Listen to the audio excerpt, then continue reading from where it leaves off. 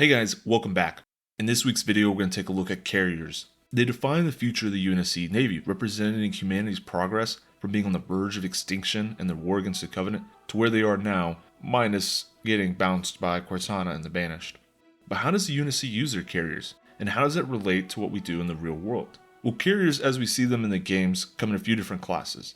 The UNSC, started out operating light and assault carriers, things like the Poseidon and Orion class. More meant to have a footprint, in far out of reach solar systems than really being like a heavy hitting, military prowess that we would see later. Then things like the heavy carriers, like the Epic class, which ironically enough is actually lighter in tonnage than the light and assault carriers, but it is larger, carries a little bit more of an armament.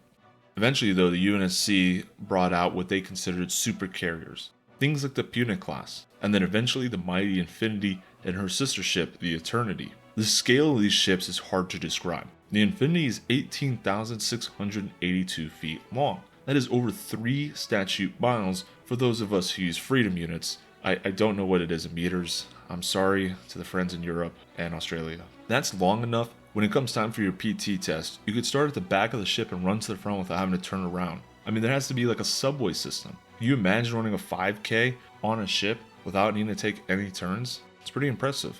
Of course, that scale comes with a huge amount of attachment and representation. Strictly speaking, with the Navy, we're talking about 8,900 sailors. But because of the scope and the prowess of the Infinity, of course you're going to have things like the United Earth government having state representatives, Department of State, and other sort of like ambassador and diplomatic roles.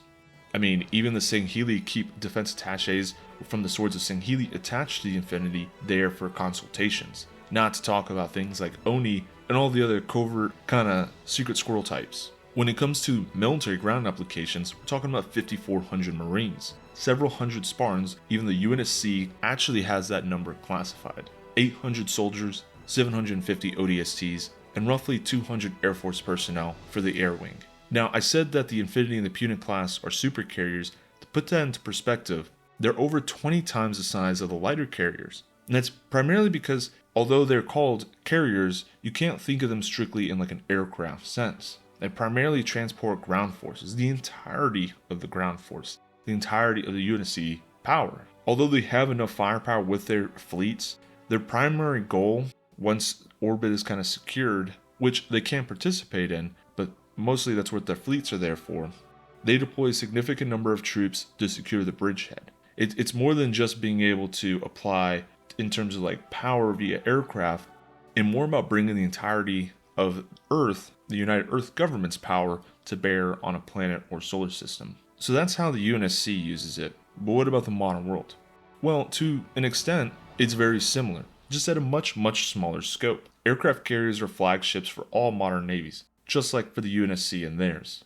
Aircraft carriers are expeditionary. They're meant to forward apply military power in areas you may not have bases. That's why carriers in the modern sense are all aircraft carriers.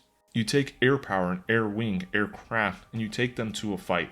If you don't have a base next to a nation, but you're at war, your ability to launch aircraft from the sea, where it's hard to detect and know where they're at, means that you always have the advantage over your adversary. But like I said, these carriers are aircraft carriers, and they're aircraft oriented. Other vessels, like amphibious assault crafts, will carry things like your Marines and ground equipment in terms of landing vessels, tanks, what have you. That doesn't mean that they're not aircraft capable. Ironically, many of these amphibious like assault ships, assault carriers like the Wasp class in the US Navy, have the ability to operate vertical takeoff aircraft like the F-35 Bravo. And that is kind of falls into that light and assault carrier class we were talking about earlier. When it comes to actual aircraft, like proper full-size aircraft carriers, the US operates the few ones that could be considered super carriers. And that's because they're nuclear powered and the largest built in terms of weight and length. They can operate pretty much indefinitely because, like their UNSC counterparts, they're powered by nuclear energy.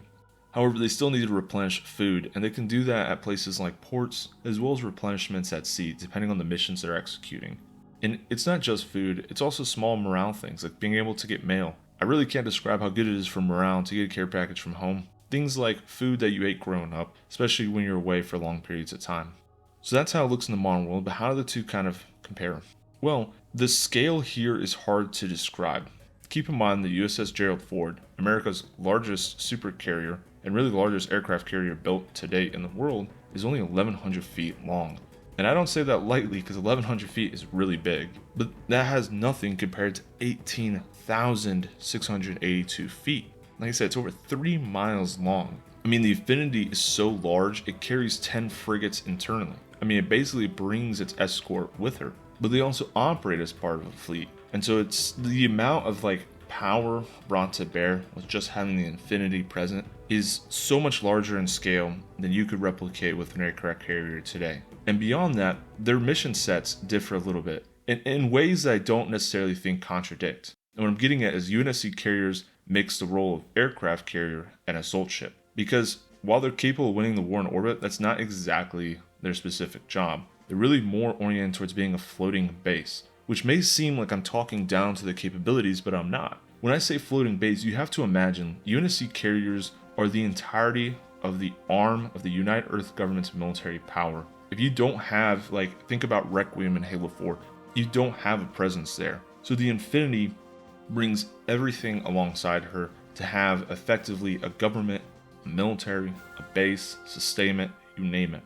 Now contrast to Earth, here in the modern era, where really we have aircraft that can move the heaviest of items to build up bases and establish, landing strips and build up forward operating bases. UNSC doesn't get that benefit. They must use their carriers to move not just the Navy, but the entirety of the UEG's footprint outside of their known space. And so UNSC carriers don't operate like modern Navy carriers because their scope is so much larger. And that's due to the limitations of warfare in space. Aircraft carriers are meant to take aircraft where they can't typically reach. And so they're able to apply air power well outside the borders of a nation or their bases. The UNSC operates in a similar way in a logical evolution on that kind of train of thought. They're able to forward deploy the entirety of the government and military. So more than just having forward aircraft power, you have the entire forward presence of humanity. I mean, they bring everything, like I said, government, army, you name it. And that's why the UNSC calls them carriers versus space carriers